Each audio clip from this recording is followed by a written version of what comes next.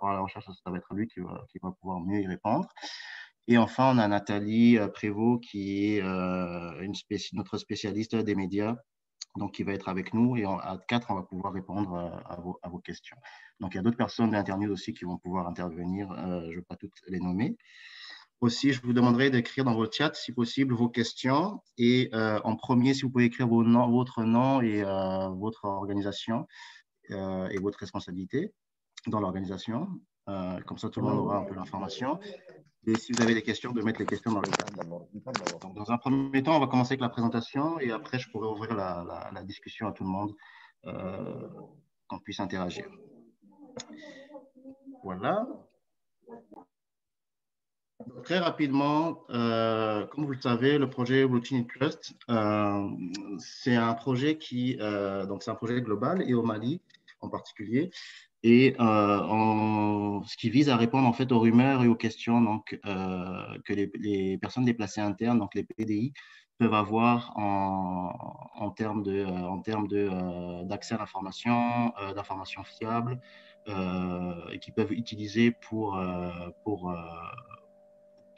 mieux se soigner et pour mieux interagir entre eux et puis avoir des informations pour se protéger par rapport à la COVID ou par rapport aux questions de santé ou autres de protection en général. Donc, le projet, il vise aussi à établir des mécanismes de communication et de retour d'informations bidirectionnels.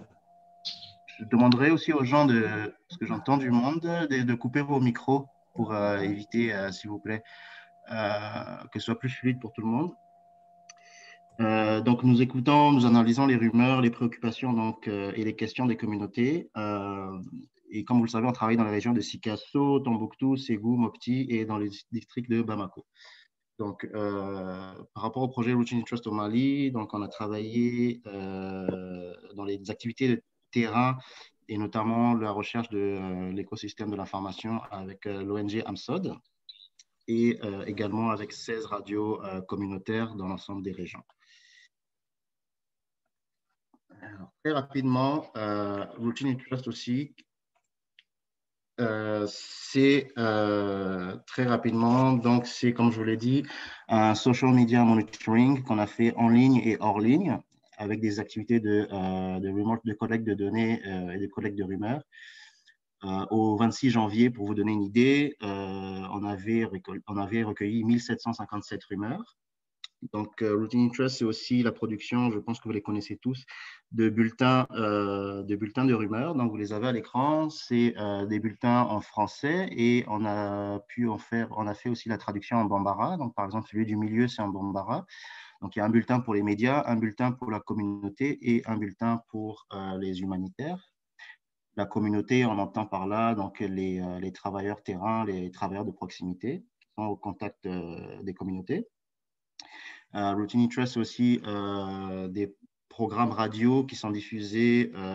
Donc, on va arriver à plus de 300 programmes radio diffusés en bambara, en peul, en sandra et en dogon, donc à travers les 16 radios communautaires. C'est aussi des formations aux journalistes de Routine Trust. C'est également des dialogues médias qu'on a pu avoir, qu'on a aujourd'hui avec vous et qu'on a pu avoir aussi dans le cadre de la CREC régionale. Et c'est aussi donc des bourses de reportage qui sont octroyées donc à des collègues journalistes ou qui font partie de la communauté des médias. Donc, un des points, avant d'arriver au niveau de l'analyse qu'on a faite au niveau de l'écosystème de l'information, je voulais revenir très rapidement sur les rumeurs et sur les tendances des rumeurs qu'on a pu observer pendant tout le projet et qu'on observe encore. Donc, vous avez des tendances à la fois sur des rumeurs sur le déni et le complot. Vous avez des tendances aussi sur la stigmatisation. Et vous avez aussi des tendances sur la vaccination et des tendances sur l'impact de la COVID, les effets secondaires de la COVID, en fait, les impacts socio-économiques.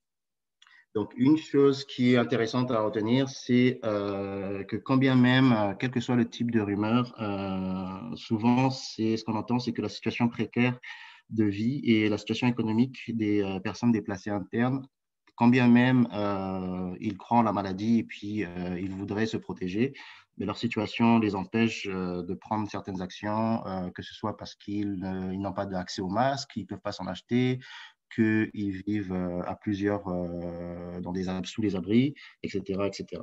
Donc, souvent, on est confronté à ça, ou alors qu'ils ont d'autres préoccupations. C'est davantage des préoccupations au niveau de la nourriture, de l'accès à la nourriture, qui est plus importante pour eux que de se protéger, par exemple, contre la COVID, ou de mettre en place des mesures barrières contre la COVID.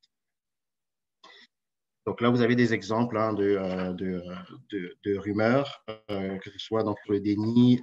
Sur le déni, je dirais, le déni, en fait, ça représente à peu près 21-22% des rumeurs qu'on a recueillies.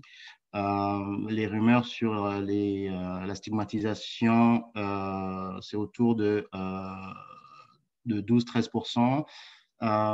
Les rumeurs sur les impacts de la COVID, c'est autour de 15%. Et la vaccination aussi, c'est 11-12% des rumeurs. Donc, je vais avancer rapidement. Donc, on va arriver au niveau du cœur un peu de la présentation. Donc, c'est l'évaluation de l'écosystème de l'information. Donc, comme vous le voyez, donc, la recherche cherche à documenter en fait l'environnement de l'information des populations déplacées au Mali. Donc, on veut comprendre comment les informations sur la COVID-19 en particulier sont produites et distribuées.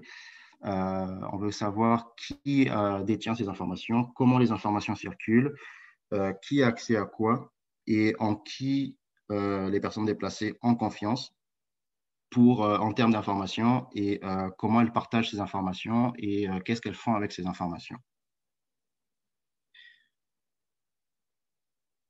Donc, l'objectif de la recherche, c'est ça. Donc, c'est vraiment comprendre, analyser, comprendre l'offre d'informations relative à la COVID-19, que ce soit à travers les médias ou à travers, on les appelle les fournisseurs d'informations non médiatiques. Donc, ça peut être des gens de la communauté, par exemple, comme on va le voir, et comprendre les liens, en fait, entre ces différents fournisseurs et entre les fournisseurs et les communautés.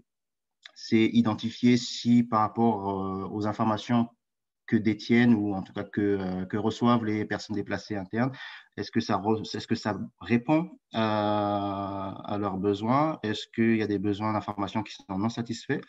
Est-ce qu'il y a des obstacles pour eux pour accéder aux informations?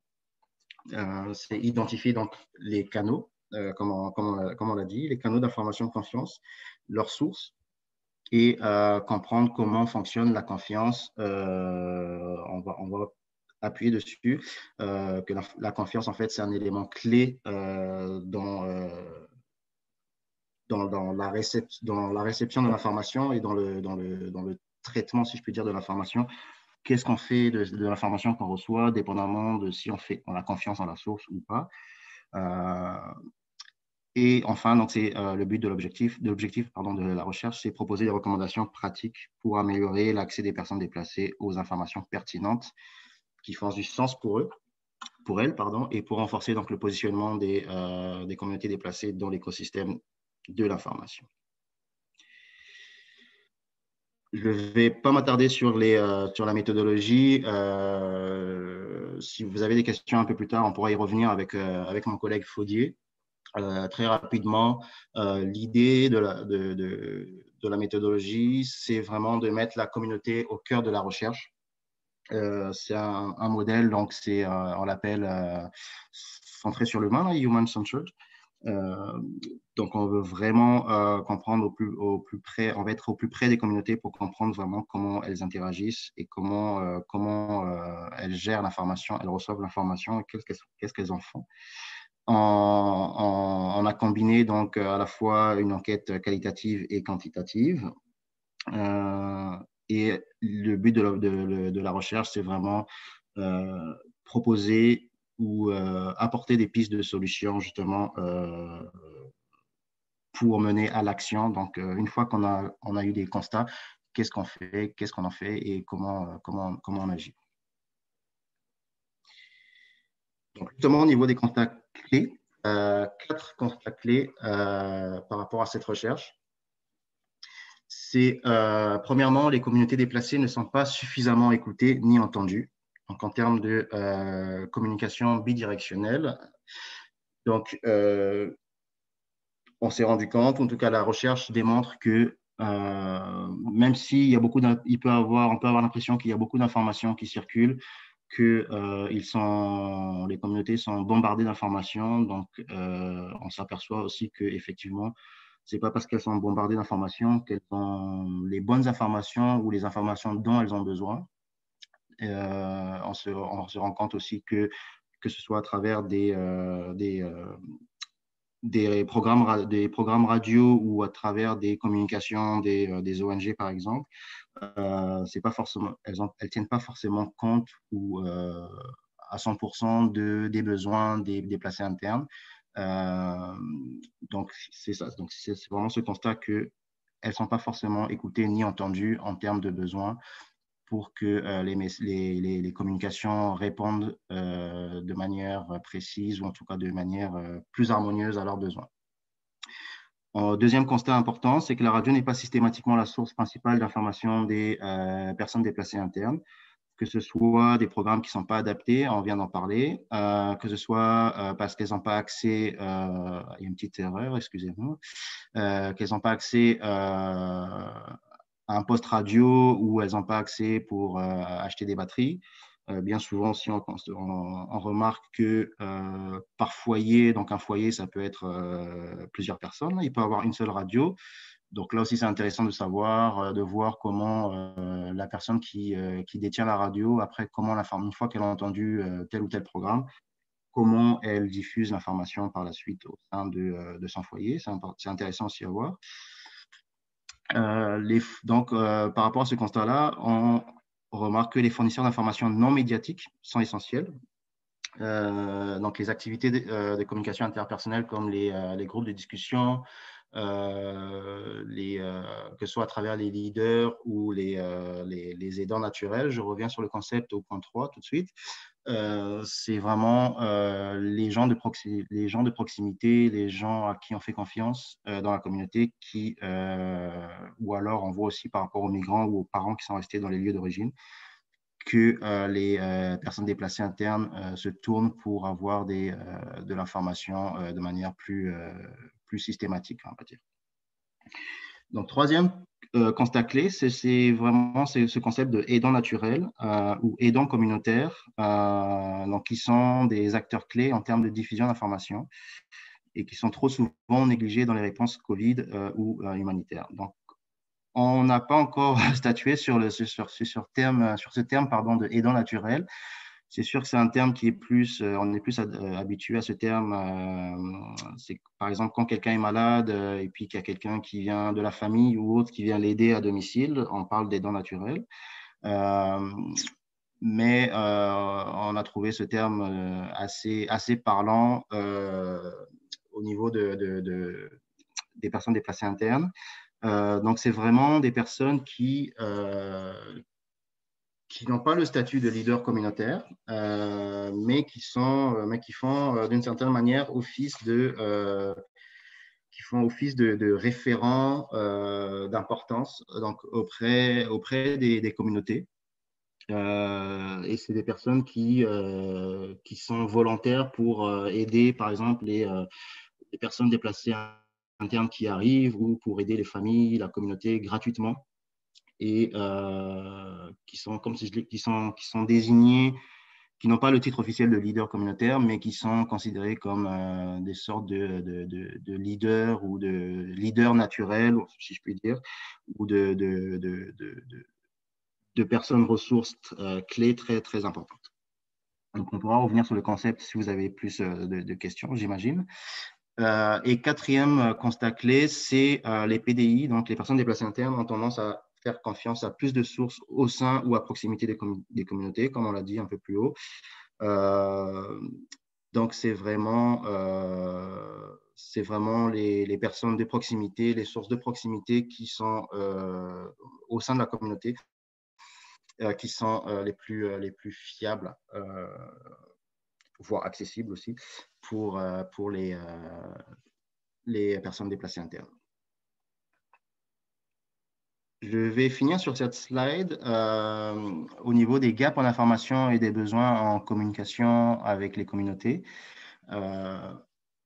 Et puis par la suite, on pourra se faire une pause pour prendre vos questions et puis commencer la discussion avant de passer aux recommandations et, et au travail de groupe qu'on va faire ensemble aujourd'hui. Premièrement, de très importants gaps en information au sein des communautés de déplacés. Donc, 82% des personnes déplacées internes ont besoin de plus d'informations, tant sur les questions de santé que sur les conséquences socio-économiques de la pandémie. Donc, ça, c'est un très, très important gap que peut-être on savait déjà, mais qui est fortement ressorti dans les interviews, dans les groupes de discussion qu'on a pu avoir, en tout cas dans la recherche qu'on a effectuée. Des manques de canaux pour les approches participatives qui impliquent les acteurs communautaires dans la réponse. C'est ça, un manque d'analyse des besoins, de prise en compte des besoins. Donc, une méconnaissance des informations dont les personnes déplacées en interne ont besoin et comment les communautés justement de déplacés internes accèdent aux informations. Donc, d'où l'importance de comprendre l'écosystème de l'information chez elles, pardon. Et donc, tout cela combiné, ça aggrave donc les facteurs de risque et l'inefficacité des campagnes de communication, que ce soit pour la COVID ou autre, par rapport aux personnes déplacées internes.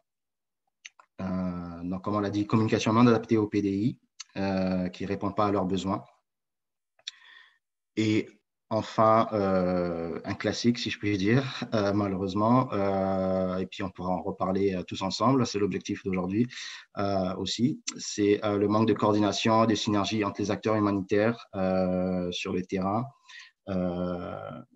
donc dans la réponse Covid à la fois et sanitaire. Donc, il y a un manque de coordination pour harmoniser donc les actions donc auprès principalement des personnes déplacées internes.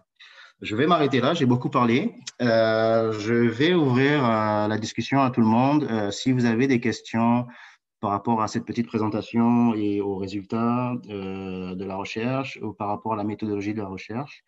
Donc, dépendamment de vos questions, mes collègues, que ce soit Julie ou Faudier ou Nathalie, pourront intervenir. Donc, je vais ouvrir la discussion. Si vous avez des questions, je vous invite à les poser dans le chat. Je ne les vois pas, mais sinon, vous pouvez prendre le micro. Donc, s'il vous plaît, de ne pas monopoliser la parole. Donc, juste une question ou deux et on va vous répondre au fur et à mesure. Merci.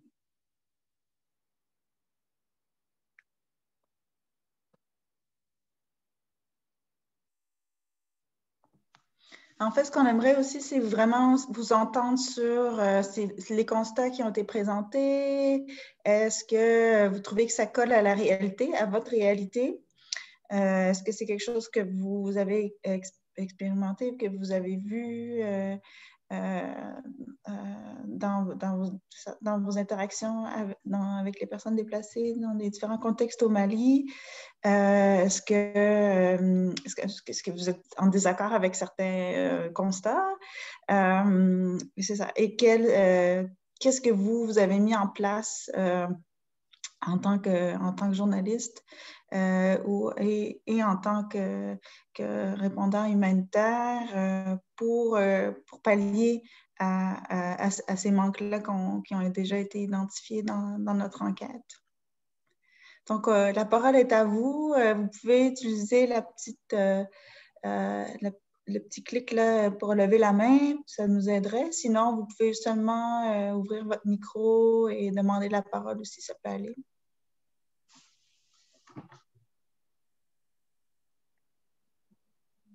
Allô, je peux parler? Bonjour. Oui, allez-y, allez-y. Donc, vous avez Mohamed Handan. Je suis chargé des affaires humanitaires au sous-bureau OCHA Mopti. Bonjour, enchanté. Je voulais juste savoir, peut-être que ça m'a échappé, est-ce que le titre, les enquêtes ont concerné la région de Mopti et si c'est le cas, spécifiquement, quels sont les cercles, sinon les communes? Avant de poser toute question, je voudrais vraiment savoir cela d'abord. Merci Mohamed pour votre question. Je vais commencer à y répondre et peut-être inviter après Faudier pour compléter. Oui, on a travaillé aussi dans la région de Mopti, parce que c'est une des régions dans laquelle nous intervenons aussi. Je pense qu'on a fait l'ensemble des cercles, mais je laisserai Faudier préciser.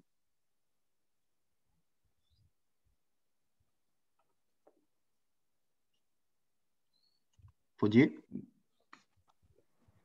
Alors oui, vous êtes Christophe, oui, je suis là. En fait, pour cette recherche, il est important de spécifier qu'on a un volet quantitatif qui a été fait à Bamako et à Ségou. Cela a concerné la population en général. Ça a été fait de manière aléatoire à travers des appels téléphoniques. Mais nous avons un aspect qualitatif qui a été mené dans 5 régions. Il y a Bamako, il y a Sikasso, il y a Ségou, il y a Mopti et il y a Tombouctou. Voilà les 5 régions. Et à l'intérieur des régions aussi, ce n'est pas toutes les régions qui ont été, tous les districts qui ont été concernés par la recherche. Nous avons spécifiquement mené les enquêtes au niveau des camps de déplacés. Voilà.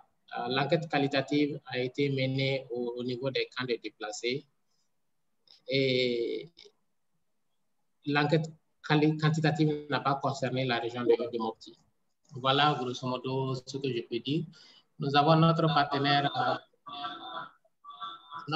local qui est là, qui intervient sur ces camps de déplacés, qui peut donner plus de détails par rapport à la localisation spécifique des camps de déplacés par exemple.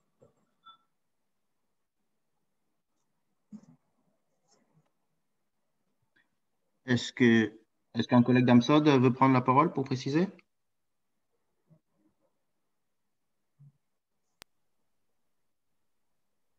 Sinon, j'inviterai... Sinon, je ne sais pas s'il y a une autre question par rapport à ces constats qu'on vous a présentés, par rapport à la recherche en soi. Je pense qu'il y avait Mohamed qui avait des questions de suivi par rapport à notre réponse.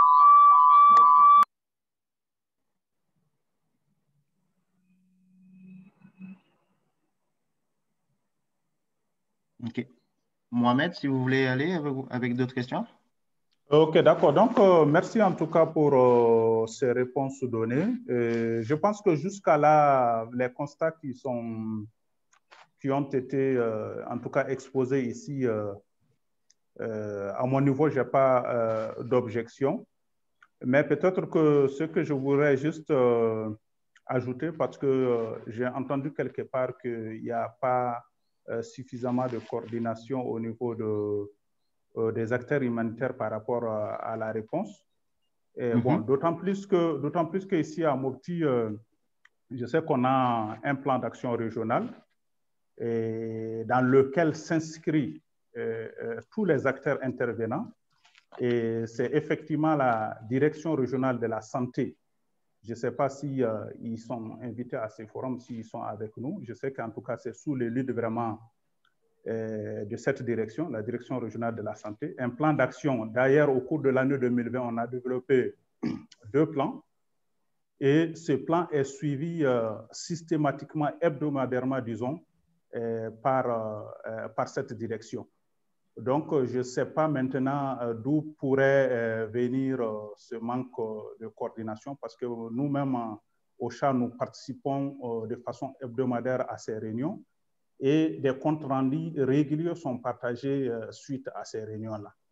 Et en tout cas, tous les acteurs aussi qui interviennent dans le cadre de la prévention riposte COVID, ils envoient leurs données au niveau de ces cadres de suivi.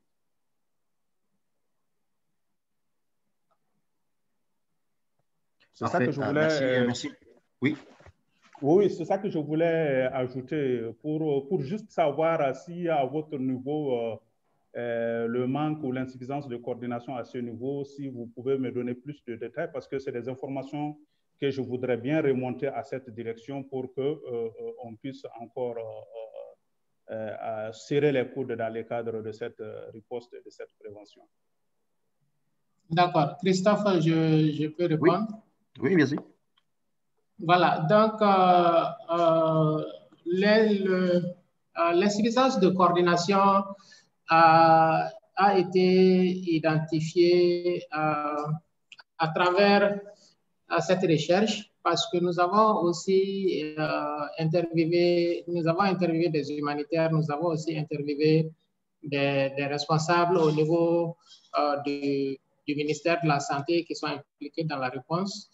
Et il y a eu des références par rapport à une activité qui a été menée au sein du comité de crise de COVID-19 qui siège à l'INSP, qui a fait une analyse des goulots d'étranglement de la réponse, de l'état actuel de la réponse au Mali. Et il est apparu à travers cette analyse que, en fait, il y a les partenaires humanitaires au niveau national quand même, manque de coordination, par exemple, parce que le ministère de la Santé n'a pas de visibilité sur ce que les acteurs humanitaires font. Ça, c'est un premier aspect. Et un deuxième aspect est qu'il y a un certain déséquilibre entre les régions et entre les sites de déplacés. Il y a des sites de déplacés où vous trouverez 2 ou 3 organisations humanitaires qui mènent à peu près les mêmes activités, alors qu'il y a d'autres sites de déplacés qui n'ont pas d'intervention et qui sont dans le besoin. Donc, il s'agit de ce genre de coordination, surtout au niveau opérationnel, sur ce que les uns et les autres font pour éviter peut-être la duplication et plus encourager la mutualisation des efforts. Voilà, c'est un peu ça. Le constat qui a été fait. D'accord, c'est très bien compris maintenant. C'est vraiment très bien compris. Merci pour ces éclaircissements. Allô? Allô, bonjour. Oui, bonjour. Allô, bonjour. Oui, c'est Lassana Diané Sikasso. Oui. Allô? Oui, moi je partage quand même ce constat d'insuffisance de coordination des humanitaires au niveau de la région de Sikasso. Si on regarde un peu la façon dont les choses se passent, au début de la pandémie, au niveau du gouvernorat, il y avait même une force task qui s'était installée au niveau du gouvernorat, où il y avait des réunions qui se tenaient chaque vendredi hebdomadairement. Mais par la suite, cette réunion s'est beaucoup relâchée. Les participants sont devenus plus ou moins nombreux. Au fil du temps, les participants sont devenus moins nombreux. De sorte que les réunions ne se tiennent plus régulièrement. Et vraiment, il y a eu on a carrément délaissé petit à petit les activités. Donc vraiment, moi, je partage ce constat au niveau des situations. Parfait. Merci beaucoup pour cette intervention. Ce que je vais vous proposer, je pense que vous avez tous des réflexions, des questions. On va présenter très rapidement quelques recommandations pour ensuite réouvrir la discussion, la réflexion autour de la communication. Comment on peut améliorer la communication envers les personnes déplacées internes et envers l'ensemble des communautés. Je vais juste avancer sur les recommandations très rapidement et ensuite on va réouvrir la discussion avec tout le monde. Donc, encore une fois, je vous invite, j'ai mon écran, je ne vois pas forcément les questions dans le chat, mais n'hésitez pas à mettre vos questions dans le chat, s'il vous plaît, ainsi que vos noms, organisations et responsabilités. Je ne sais pas si vous l'avez fait là, mais en tout cas, je ne vois pas le chat. N'hésitez pas à le faire, s'il vous plaît. Donc, par rapport aux recommandations pour les acteurs humanitaires, donc comme on le disait, c'est renforcer le partenariat donc, avec les médias de proximité. Donc les médias qui sont les plus proches au plus près des communautés, donc que ce soit des radios communautaires ou autres. Donc renforcer ce partenariat avec ces types de médias et avec la communauté, donc en utilisant l'expertise et les ressources locales existantes. Donc, comme on le disait, il y a quand même beaucoup de gens, c'est ce que l'étude fait ressortir, il y a beaucoup de gens qui ont un certain type d'accès d'information, qui ont une très bonne connaissance des systèmes d'information, des systèmes, des codes culturels, des systèmes de sociabilité, etc., au sein des sites de déplacés internes. Donc, ils ont l'expertise, ils connaissent très bien comment ça fonctionne. Donc, c'est vers ces gens-là qu'il faut aller et c'est avec elles qu'il faut communiquer pour concevoir et déployer des activités de communication donc auprès des personnes déplacées internes. C'est ces personnes-là qui ont la confiance, donc des personnes déplacées internes. C'est vers ces personnes-là que les déplacés internes vont chercher l'information en priorité. Donc, c'est comment renforcer ce partenariat pour améliorer donc, la communication que ce soit des ONG ou la communication donc, au niveau de la COVID ou d'autres types de problématiques de santé ou autres. C'est une façon aussi de faciliter et d'améliorer donc, la participation communautaire, une certaine adhésion et une certaine estime de soi donc, parmi les personnes déplacées internes qui vont se dire enfin, on est pris en compte, on s'intéresse à ce que nous, on a vraiment besoin et on nous apporte une solution par rapport à des besoins exprimés et qui ont été entendus. Donc, c'est une certaine façon donc, justement d'améliorer ce rapport. Et pour les acteurs, donc les acteurs des médias, donc c'est vraiment écouter donc à travers la collecte de rumeurs, par exemple. Donc c'est écouter les besoins, les peurs, les préoccupations des personnes déplacées internes pour développer des programmes spécifiques donc qui s'adressent à ce type de population, à ce type d'audience. Si possible, donc des programmes qui sont faits en collaboration donc, avec les personnes déplacées ou en tout cas des personnes qui les représentent, qui ont leur confiance pour les représenter, et aussi dans les langues locales, bien entendu. C'est pas partout qu'on parle Bambara, par exemple, donc ça peut être soit du Peul, du Sandrai, du Dogon, etc., etc. Donc vraiment que ce soit le plus proche possible des communautés, que ce soit les communautés déplacées ou les communautés hautes, il ne faut pas les oublier non plus. Il y a beaucoup de déplacés qui arrivent dans des communautés qui sont accueillies par des communautés existantes qui les accueillent. Donc c'est important aussi de prendre en considération donc, les deux faces de la médaille, si je puis dire. Donc, cela permettrait de renforcer, donc, encore une fois, la confiance des populations déplacées si elles ont des programmes qui répondent, par exemple, à leurs préoccupations et auxquelles elles participent aussi. Ça, c'est très important.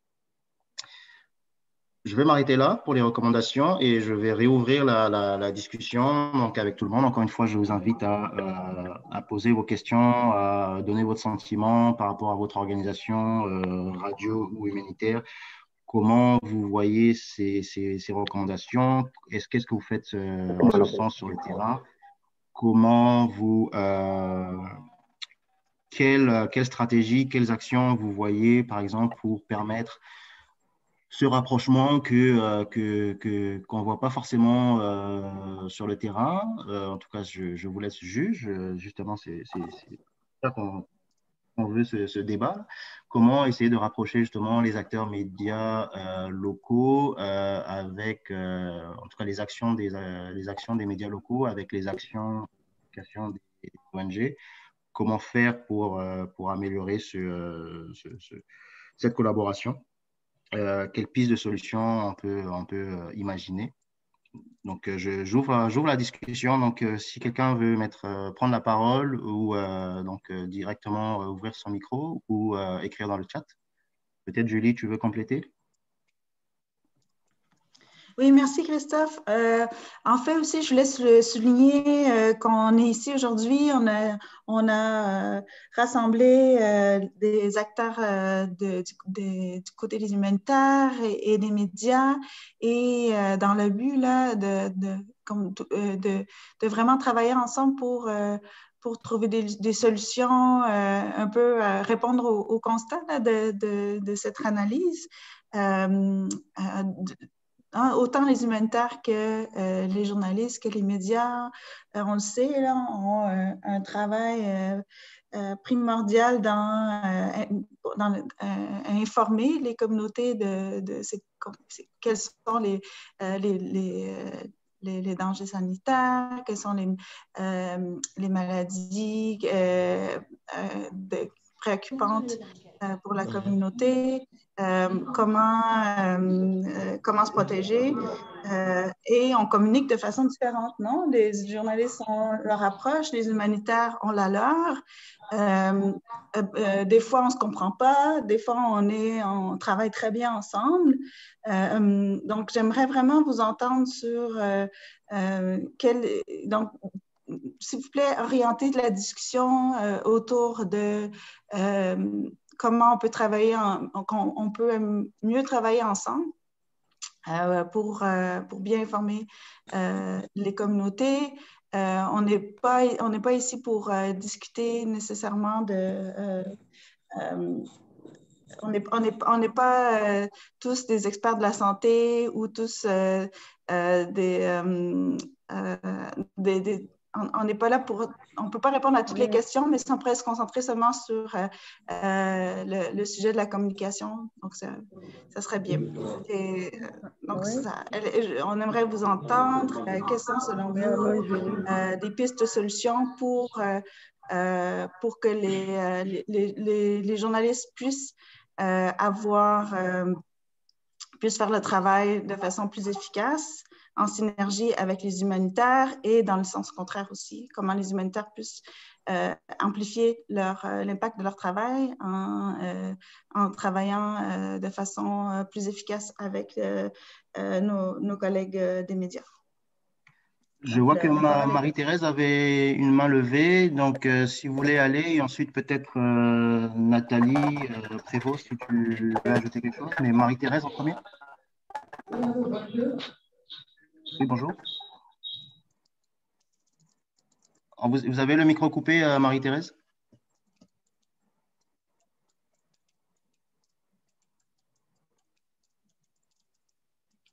Votre micro est toujours coupé, Marie-Thérèse? Ah, c'est bon. Non. Là, c'est bon. Bonjour. Bonjour.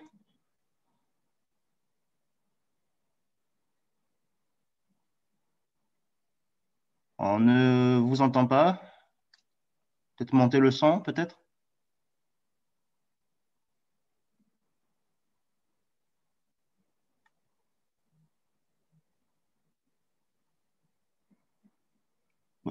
On ne vous entend toujours pas, Marie-Thérèse, le temps que vous régliez les problèmes. Est-ce qu'il y a une autre personne qui voudrait intervenir ou peut-être Nathalie, si tu veux apporter des précisions? Oui, Marietou Konaté. Oui, Marietou, oui. Oui, je ne suis pas d'avis avec les falsificateurs. Lorsqu'il dit que les médias gèrent les rumeurs.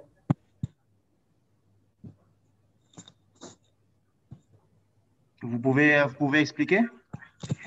Oui, moi c'est Marietou Konaté du journal L'Annonceur.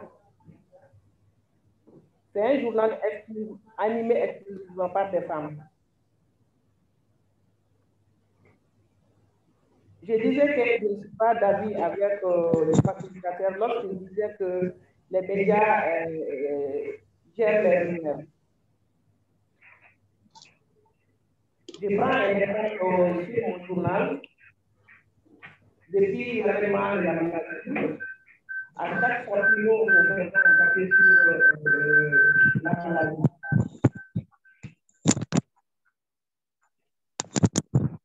Et là, nous nous déplacions pour aller vers les déplacés. Mais pour avoir des informations, c'est un problème. OK, parce qu'on vous entend de loin, Marietou, donc je vais juste reformuler pour être sûr d'avoir bien compris. Vous parlez justement de la difficulté, par exemple, des radios d'avoir accès à l'information auprès des populations déplacées internes. C'est bien de ça dont vous parlez, cette difficulté qu'on a entendu déjà et puis qu'on entend à travers nos radios partenaires et qu'on entend un peu partout au Mali, c'est que il y a une difficulté pour les radios d'avoir accès à l'information, que ce soit auprès des autorités sanitaires, des agents de santé ou même auprès des communautés ou même auprès des ONG. C'est cette difficulté-là dont vous parlez, c'est bien ça?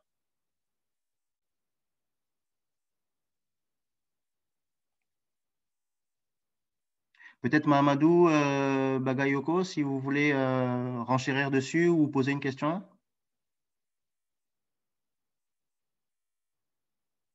Mahamadou?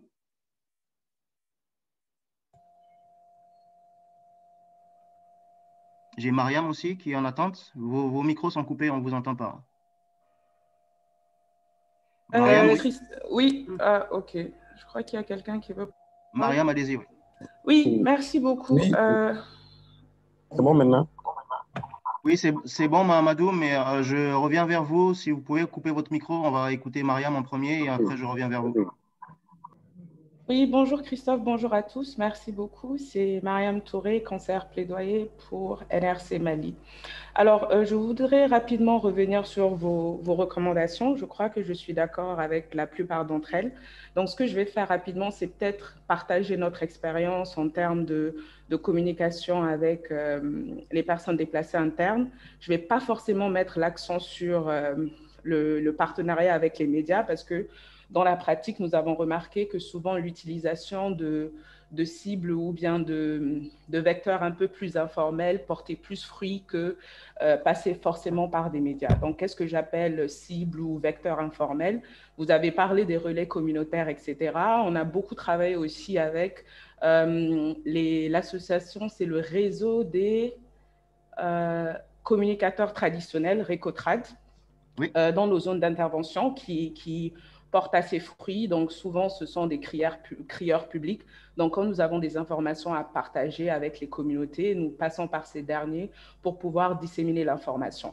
Il y a aussi une approche opérationnelle qui porte bien fruit, c'est qu'avant toute intervention, avant chaque intervention, ce que nous essayons de faire, c'est de disséminer ou bien de partager ces messages de sensibilisation sur la COVID. Donc, avant les interventions et après. Donc, nous avons remarqué que la répétition était assez pédagogique, elle était assez intéressante et nous étayons ces interventions, ces sensibilisations avec des images. Donc, nous utilisons beaucoup, vous avez parlé d'utilisation de langue locale qui est très bien, mais nous essayons aussi d'axer nos communications sur un petit peu le visuel. On utilise beaucoup de boîtes à images, nous avons des réunions avec les groupements de femmes, les leaders religieux, etc., pour pouvoir faire passer l'information. Donc ça aussi, c'est assez intéressant.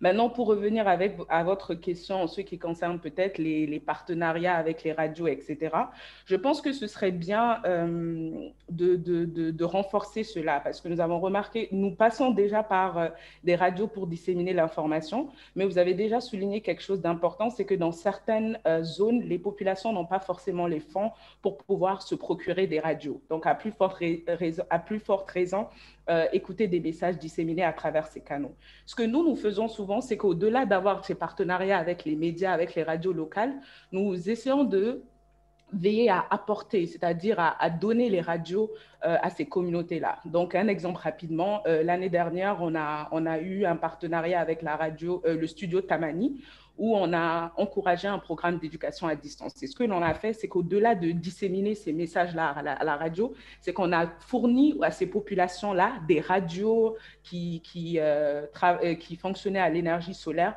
justement pour pouvoir écouter ces informations. Donc, je crois qu'au-delà de ce partenariat, il faut qu'il y ait aussi un suivi matériel et logistique pour renforcer cela. les messages en langue locale, je trouve que c'est très pertinent. Et pourquoi pas aussi essayer de voir dans quelle mesure on peut signer des accords un peu tripartites. Quand je dis accord tripartite, c'est agents de santé, radio et humanitaire, pour que nos messages déjà soient conformes à ce qui est dit aux régulations nationales et internationales sur la question, et que aussi les populations puissent avoir accès à l'information dans des langues adaptées à leur contexte. Voilà, merci. Merci beaucoup, Mariam, de votre intervention. C'est très intéressant, effectivement. Je vais laisser la parole, avant de revenir vers Mahamadou. Nathalie, si tu veux commenter cela, s'il te plaît. Oui, ce que je voudrais dire, c'est qu'on est à 10 minutes de la fin de notre débat.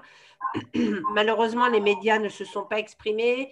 Et par ailleurs, on sait dans la pratique qu'on a avec eux sur le terrain qu'ils ont beaucoup de besoins d'information eux-mêmes. Et donc, je pense que là, ce serait vraiment important pour cette table ronde de permettre aux médias d'exprimer justement ces besoins. Ils ont notamment beaucoup de mal à avoir des interlocuteurs qui ont les compétences dans leur studio, et il faut que les humanitaires tentent quand même de se rendre disponibles pour les médias, parce qu'autrement, les médias ne peuvent pas proposer des émissions s'ils n'ont pas les ressources en interne qui peuvent répondre aux questions des auditeurs, etc. Donc, je voulais aussi dire que les médias sont des acteurs, ce n'est pas seulement des canaux, ce n'est pas un tuyau dans lequel on rentre un message. Les médias, c'est aussi des acteurs qui sont en lien avec la communauté, qui ont leur propre appréciation des besoins. Donc, ça se travaille, je veux dire, le travail entre les médias locaux et les humanitaires, c'est un travail qu'il faut faire. Il ne faut pas se dire que c'est une boîte aux lettres, on jette une lettre dedans. Voilà, donc moi, j'aimerais bien que les médias s'expriment là, à ce stade. Oui, allô? On va laisser la parole à Mamadou, qui a la main levée depuis un certain temps, et ensuite on revient vers vous, Marie-Thérèse. Ok. Merci. Bonjour. Oui, Mamadou. Je suis Mahamadou Barayero, journaliste, blogueur. Oui. Donc, si vous voulez réagir ma question au dernier propos, on vous écoute. Voilà, le propos a été déjà touché par Mariam, parce que je voulais savoir quel est le canal le plus approprié vraiment pour avoir accès, pour communiquer vraiment avec ces communautés qui sont parmi les plus vulnérables face à la COVID. Donc, on a parlé de Recotrad. Maintenant, quelle approche nous autres médias peuvent vraiment appliquer pour plus communiquer vraiment, pour que nous puissions communiquer avec ces communautés, les personnes déplacées internes. Okay. Merci Mahamadou. Est-ce que quelqu'un veut répondre? Est-ce que Marie-Thérèse, vous voulez répondre à cette question ou poser votre question? Marie-Thérèse? Oui, rebonjour. Bonjour. Oui, je suis Marie-Thérèse de la radio Guintan. Oui, c'est la radio partenaire. Oui, est-ce que vous voulez... Oui, moi, ma question... D'abord, Mamadou en a parlé un peu, les difficultés qu'on rencontre un peu sur le terrain. Plus souvent, quand on arrive sur le terrain, d'abord, on a des problèmes avec les humanitaires. Puisque tu viens, tu trouves un déplacé, tu veux lui poser tes questions, on te dit non, il faut aller avec telle ou telle personne. Et ils sont là à nous indiquer les personnes. Alors qu'il y a de ces informations qu'on veut avoir avec les PDI, mais il faut passer par les humanitaires, d'accord. Mais des fois qu'on nous laisse la main libre, quoi. La collaboration ne passe pas très bien avec les humanitaires sur le terrain. Tu viens chez les PDI, par exemple, tu veux poser ta question, tu veux leur demander sur les rumeurs, ils vont dire que tu n'es pas autorisé. Ou bien, est-ce que tu as demandé la permission aux humanitaires? Est-ce que le service social t'a donné l'accord? Sinon, les personnes déplacées ne parlent pas. Donc, on a ces difficultés-là. Aussi, on invite les docteurs, les médecins sur le plateau. À leur venue, ils disent qu'ils n'ont pas eu le temps. Ils sont dans le bloc, ils ont d'autres champs à fouetter. Donc, quand tu es là, tu annonces ton invité. À la dernière minute, l'invité décline. On a ces problèmes-là aussi avec les médecins. Okay. Bon, je ne sais pas de votre côté, là, comment est-ce qu'on pourra au moins réorganiser le travail entre ces gens-là et nous pour qu'on puisse bien travailler avec les PDI? Merci. Parfait. Merci beaucoup, Marie-Thérèse, pour votre intervention. C'est très intéressant. Je ne vais pas répondre. Hein. Je vais laisser les participants répondre. Je vois que Fakoulibaly a son micro ouvert. Oui. Bonjour. Moi, je suis Fakoulibaly, le coordinateur des programmes humanitaires à EDICO. Et donc je vais donner peut-être quelques pistes d'abord à Mamadou Bagayogo et peut-être la difficulté par rapport à sa question, c'est beaucoup plus l'accès aux déplacés internes. Donc, du coup, ce qu'on peut conseiller, bon, peut-être qu'ici, il n'y a pas ce climat de confiance entre les journalistes, les médias et les humanitaires que je regrette beaucoup. Donc, il faut quand même passer par le développement social, donc, qui font régulièrement des mises à jour des nouveaux arrivants en termes de déplacés internes et qui sont aidés à les localiser et puis les orienter. À défaut, il faut aussi collaborer avec les humanitaires aussi qui sont fréquemment en lien avec eux. Donc, tous dans une démarche quand même de facilitation de l'accès humanitaire que les ONG peuvent les accompagner. Par rapport à l'autre préoccupation de madame qui vient d'intervenir par rapport à ce qui concerne la collaboration entre les humanitaires et les médias sur le terrain, les difficultés d'accès au PDI également. Donc, je trouve quand même que ça, c'est une situation peut-être, c'est une incompréhension à ce niveau. Peut-être que les PDI peuvent refuser de répondre à certaines questions en lien avec les interventions directes des humanitaires, bon, ce qui n'est d'ailleurs pas recommandé, parce que la transparence aussi, c'est quand même une stratégie d'intervention des activités humanitaires. Donc, du coup, je pense quand même que là, à ce niveau, ça, c'est une préoccupation à revoir. Donc, les humanitaires, quand même, ne peuvent pas, du coup, empêcher ou donner instruction à qui que ce soit de ne pas pouvoir accéder aux bénéficiaires. Nous, on n'a pas ces mandats-là. Toute action destinée quand même à mettre en exergue les difficultés, à faciliter l'accès, l'accompagnement et l'assistance aux bénéficiaires, ça, c'est ça qui s'inscrit dans les mandats des humanitaires. Donc, du coup, peut-être qu'il faut à ce niveau aussi renforcer la collaboration avec les services techniques. Malheureusement, ils ne sont pas avec nous. Le développement social pour pouvoir peut-être faciliter les canaux ou bien la mise en liaison pour les discussions avec les humanitaires. Merci Fakoulibaly pour votre intervention. Je pense qu'il y a des choses vraiment pertinentes dans ce que vous avez dit. Avant de donner la parole, je vois il y a Maudit Coulibaly. Avant de vous donner la parole, il nous reste 5 minutes dans le temps prévu. Je vois qu'on est nombreux, on est combien? On est 35 personnes dans cette table ronde et je pense qu'on a atteint vraiment le cœur de la problématique. J'aimerais vous demander si vous avez la possibilité de rester encore un 15 minutes supplémentaires, histoire de faire un peu plus, d'avoir un peu plus de personnes qui participent et puis qu'on aille un peu plus loin dans cette discussion. Donc, si vous le pouvez, bien sûr, par rapport à votre agenda, de rester un 15 minutes de plus, donc jusqu'à 15, ce serait fortement apprécié. Maudit Coulibaly, je vais vous laisser la parole et ensuite Mohamed Andan. Maudit. Oui, bonjour. Bonjour. Voilà. Je m'appelle M. Maudit Coulibaly de la radio Guintan à Bamako ici. Nous avons déjà vécu le fait avec le PDI. Moi, je voudrais poser une question au niveau de la santé.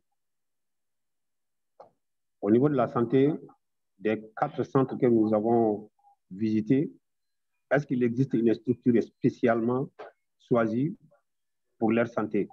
Ça, c'est ma première question. Deuxième question, ces PDI, leurs enfants qui ont quitté le village pour venir ici, il y a d'autres qui étaient scolarisés. Bon, est-ce qu'au niveau de Bamako, les mêmes enfants continuent à étudier ou bien il y a quelle difficulté? Voilà, vous pouvez nous donner des explications sur ça, parce qu'on a beaucoup rencontré des problèmes sur le terrain dans ce domaine-là. Voilà, merci beaucoup. Merci Maudit. Très rapidement, effectivement, sur les questions de scolarisation, déscolarisation, donc c'est un des aspects, si vous prenez le dernier rapport qui est sorti de la matrice des déplacements, de suivi des déplacements, qui est sorti,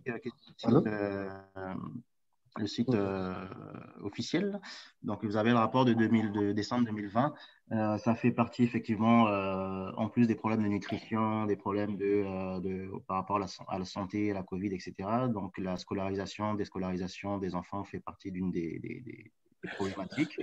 Je n'aurai pas la réponse exacte pour vous dire si oui, ils sont rescolarisés, mais ça fait partie des problématiques que l'ensemble de la réponse humanitaire prend en compte. Par rapport à votre question de la santé, je ne sais pas si quelqu'un dans l'assistance a une réponse précise. Sinon, je donnerai, on pourra continuer à prendre des questions. Je vois que Fousseni a son micro ouvert, Fakoulibaly aussi, et on peut revenir à la question de la santé de Maudit plus tard. Mohamed Andan aussi, vous étiez le prochain à parler. Ok, d'accord. Merci beaucoup. Une question. En fait, moi, je voulais juste intervenir par rapport. Il y a, je pense, un journaliste qui avait parlé de la problématique pour avoir accès aux déplacés. Je vais parler vraiment spécifiquement du cas de Mopti. En tout cas, pour ceux qui sont de la région de Mopti, ici, on n'a pas ce cas. Parce que parallèlement à tout ce que les acteurs sont en train de faire en lien avec la COVID, on a mis en place une task force communication. Et au sein de cette task force, on a toutes les radios libres de la place sous le lude de l'IRTEB. Et au niveau aussi de cette task force, nous tenons hebdomadairement des réunions. Donc, c'est pour vous dire que à combien, et en tout cas, la presse, la communication est jugée quand même importante ici au niveau de la région. Et maintenant, c'est pour vous dire aussi qu'à chaque fois qu'un acteur de la radio voudrait aller vers ces sites-là, c'est au niveau de ces cadres-là, effectivement, où siège non seulement le service étatique qui est, par exemple, le développement social, qui est chargé vraiment de toute la gestion des PDI. Il suffit juste que la communication passe et voilà, le tour est joué.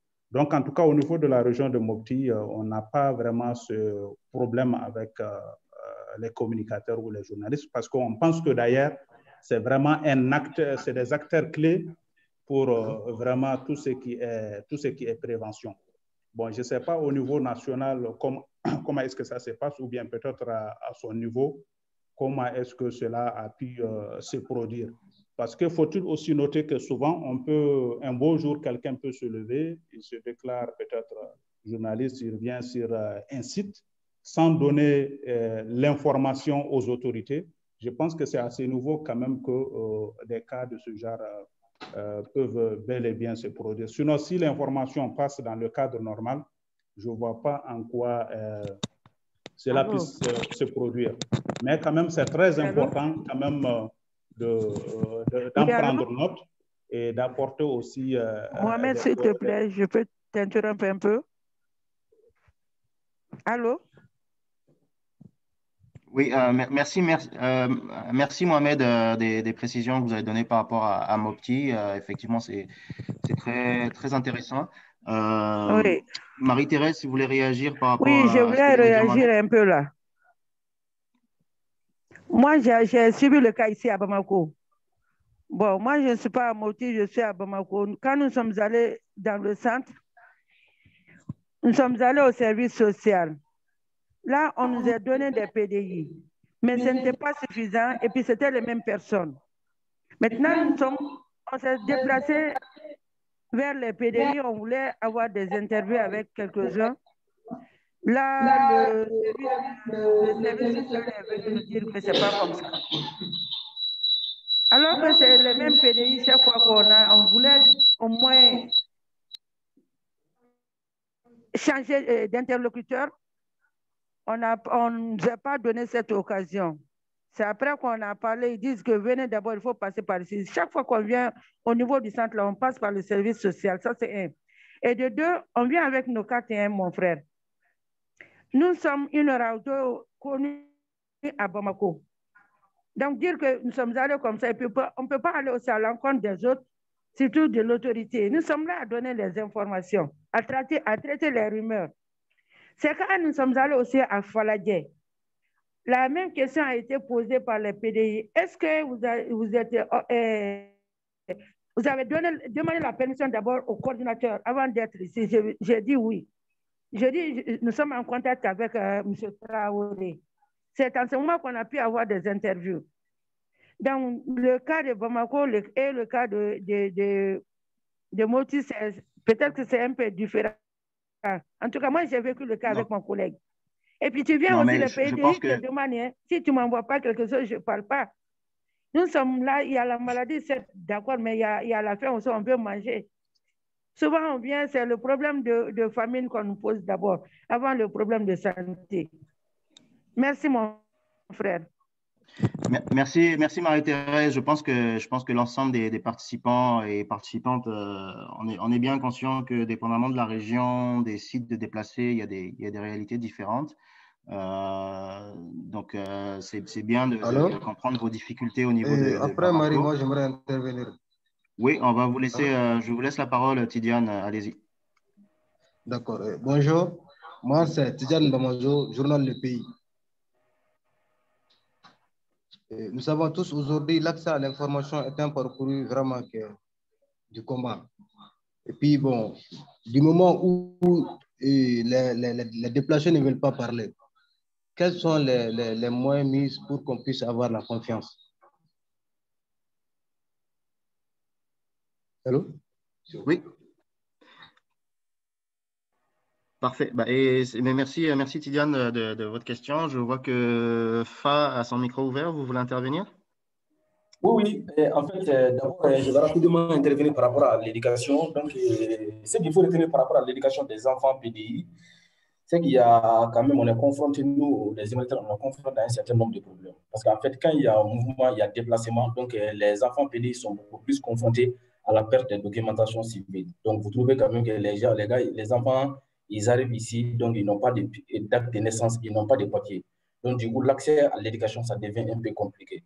Donc là, du coup, au niveau des humanitaires, d'abord, ce que nous, on procède rapidement d'abord à l'identification de ces enfants-là qui n'ont pas de documentation civile. Et là, directement, on entre en collaboration avec les autorités pour pouvoir faire des jugements supplétifs et mettre à la disposition maintenant des enfants de documentation civile. Deuxième aspect aussi, c'est que les parents, ils arrivent avec les enfants, donc avec la crise aussi, les parents ont perdu tous les moyens d'existence, les moyens de subsistance, ils n'ont rien. Donc, du coup, les parents se trouvent dans l'incapacité financière de pouvoir inscrire les enfants. Donc, au niveau quand même de chez nous, en éducation, ce qu'on fait généralement, c'est de pouvoir mettre en place un programme de transfert monétaire à la veille de la rentrée pour pouvoir aider ces parents-là donc, à inscrire les enfants au niveau des écoles. Et là, du coup, maintenant, il y a tout un tas encore de processus maintenant qui consiste à accompagner ces enfants en termes de fournitures scolaires et autres. Souvent aussi, il y en a qui arrivent, qui sont déjà en retard par rapport à l'année scolaire. Donc, du coup, on met en place des centres de scolarisation accélérés pour pouvoir quand même organiser rapidement des cours de rattrapage et faciliter leur insertion au niveau dans les écoles donc l'année suivante. Mais malheureusement, l'inquiétude, c'est beaucoup plus à Bamako parce que déjà, la plupart des programmes de ces programmes-là, c'est beaucoup plus destinés au nord ou au centre où on assiste quand même là où il y a une faible capacité d'accueil des écoles dues peut-être à la dégradation des infrastructures scolaires suite aux questions des conflits. Donc, c'est là un peu où je voulais intervenir. Donc, peut-être par rapport encore à... C'est toujours, il y a les mêmes difficultés encore, des discussions avec les PDI sur le terrain. Donc, je pense que le débat est sorti à plusieurs niveaux. Au niveau des humanitaires, on a des rencontres, comme déjà, il y a un groupe technique humanitaire qui est là, donc on pourra en débattre en interne pour pouvoir voir un peu dans quelle mesure il faut sensibiliser les PDI, donc, pour faciliter la mise à disposition au niveau quand même des blogueurs et des journalistes. Donc ça, c'est des constats, quand même des enseignements qu'on a tirés à l'issue de cette rencontre et qu'on pourra en débattre au sein des différents clusters et puis des groupes thématiques. Merci bien. Merci beaucoup, Fa. C'est vraiment très, très intéressant, encore une fois. Il nous reste 8 minutes. Je vais essayer de ramener la discussion un peu vraiment sur… On est bien conscient des difficultés de tous et de tout un chacun, et dépendamment des sites et des régions. Une fois le constat établi, l'idée vraiment, et c'est pour ça qu'on est tous là aujourd'hui, et puis qu'on peut continuer la discussion, ou en tout cas la réflexion par après, c'est comment faciliter justement, parce qu'on veut tous travailler pour le même résultat, le même objectif, donc pour aider les communautés déplacées internes en particulier et les autres types de communautés aussi. Mais comment faciliter donc les relations entre les médias et les humanitaires? Est-ce qu'il, par exemple, il faut créer un cadre de réunions régulières entre les médias communautaires et puis les ONG qui travaillent sur le terrain? Quelles idées, quelles pistes de solutions on peut entrevoir? Je vous laisse la parole. Je vois que Tidiane a son micro ouvert.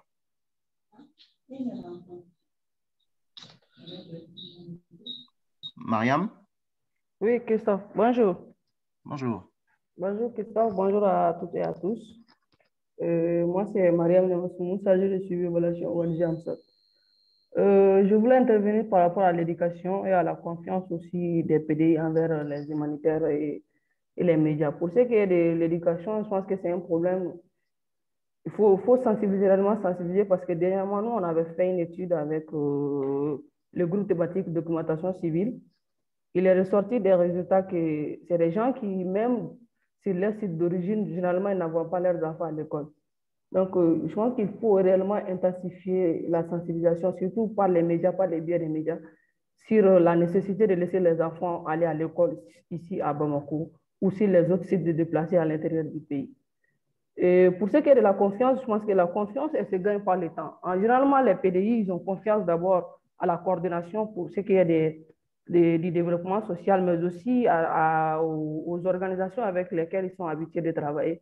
Nous, par exemple, quand on voit nos gens vont sur le terrain, dès qu'ils disent à Hamsot, surtout pour ce qui est de Bamako, je ne pense pas qu'il y ait des problèmes majeurs. Donc, je pense que la confiance, elle se développe avec le temps. Je reviens un peu sur la sensibilisation. Je crois que c'est fondamental qu'on puisse s'appuyer sur les médias pour sensibiliser, pour sensibiliser les PDI sur l'éducation. Parce que c'est des gens qui, réellement, ils n'envoient pas les enfants à l'école, même si leur site d'origine. Voilà, c'est ce que je voulais dire un peu par rapport à cela. Merci, Mariam. Est-ce que quelqu'un d'autre voudrait réagir sur cette idée de piste de solution, de cadre d'interaction, d'échange régulier entre médias humanitaires en 1 minute? Est-ce que quelqu'un d'autre veut réagir?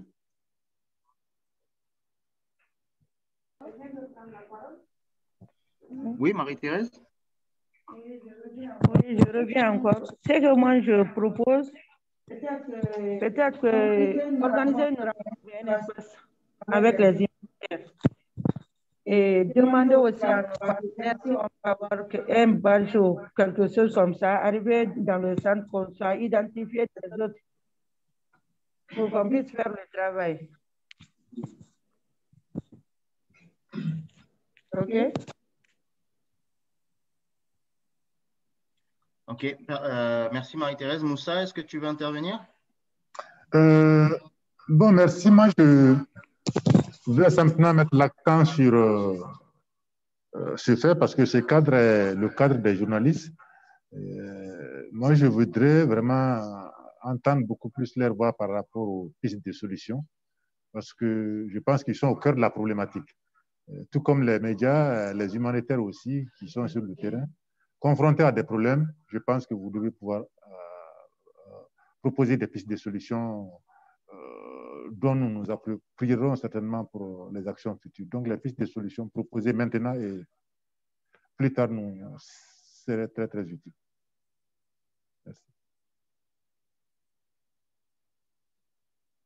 Merci. Merci Moussa.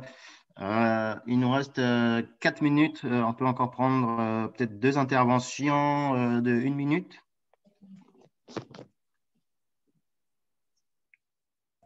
Que les journalistes nous proposent leurs solutions, ce serait très utile, des pistes de solutions.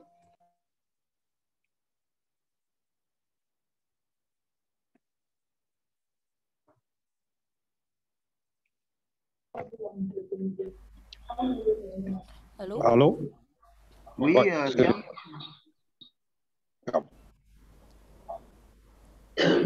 C'est Maudit qui parle? Oui, c'est Maudit qui parle. Donc, Maudit, en 1 minute, rapidement, et ensuite Tiam qui a la main levée. Ouais. Donc, Maudit. Ok, il n'y a pas de problème. Donc, en ce qui concerne la proposition de Marie, moi, je l'appuie. Bon, s'il y a une possibilité d'avoir des badges, alors confectionnés par Internews ou bien, bon, je ne sais pas, par la personne en tout cas compétente ou bien l'ONG compétente pour nous donner des bases, comme ça sera une confiance au niveau des sites, quoi. Voilà ma proposition. J'appuie la proposition de Marie. Merci beaucoup. Merci beaucoup, Maudit. Oui, Tiam? Oui, bonjour tout le monde. Bonjour. Oui, c'est un peu pour abonder dans le même sens. Parce qu'il faudrait qu'à travers la carte de presse, que le journaliste puisse avoir accès directement au site et au déplacé sans trop de protocole. Et aussi avoir cette possibilité de choisir les personnes à interviewer. Parce que vous savez, souvent, il y a des rumeurs. Et il faudrait que le journaliste puisse avoir directement accès à des informations. Il ne faudrait pas que, quand on va sur le site, il ne faudrait pas que ça soit soit des humanitaires ou bien soit des gens des services sociaux et qui aient à choisir les personnes à interviewer. Donc, il faudrait que la carte de presse ou quand même un document en amont délivré à la presse maintenant, mais à chaque fois, quand on va sur le site, il ne faudrait pas qu'on fasse des va-et-vient entre les différents services, entre les différents responsables maintenant pour avoir accès au PDI. Et je vous remercie. Merci beaucoup, Tiam. On va aller avec Mabing Dezoumbé et ensuite Mahamadou. Donc, Mabing. Bonjour tout le monde. Oui, c'est Mabing Dezoumbé, consultante communication pour l'UNICEF. Je voudrais juste rebondir sur la question des médias. C'est difficile, on a déjà parlé de ça dans la présentation. C'est difficile qu'il ait confiance aux personnes externes pour donner des informations ou utiliser leurs images. Je pense qu'au-delà des badges qu'on va attribuer en commun accord avec certaines organisations humanitaires, je pense que les médias peuvent aussi penser à faire des fiches d'autorisation. Au moins, des fiches d'autorisation que les deux parties vont signer si le PDI veut que son image soit utilisée ou son intervention, son interview, pour que les deux parties puissent signer. Parce que si on collecte les informations, après, les médias pourront être poursuivis pour utilisation de ces trucs sans autorisation. Je pense que peut-être il faudrait penser à faire des fiches d'autorisation, en plus des badges qui pourront appuyer et faciliter leur travail sur le terrain. Merci beaucoup, Mabing. Mahamadou? Oui, ce que je propose comme piste de solution, c'est de créer un cadre de médiation entre les médias, les humanitaires et tous ceux qui sont sur le terrain.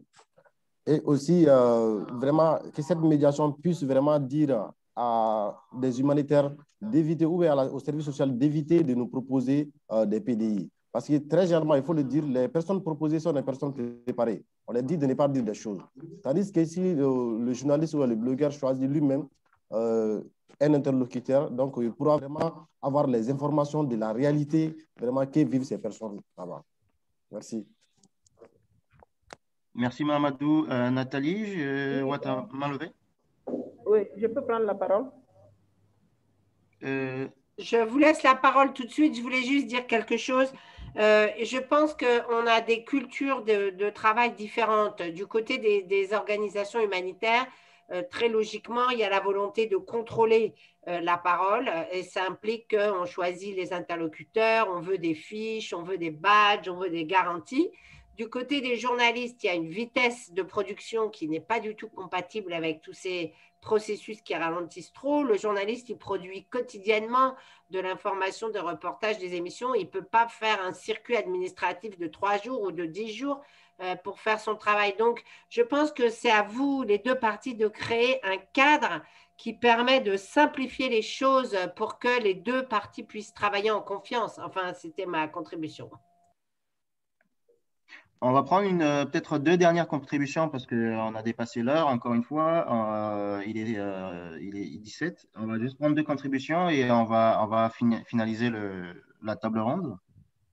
Ok, moi je prends la parole. Oui, Marietou.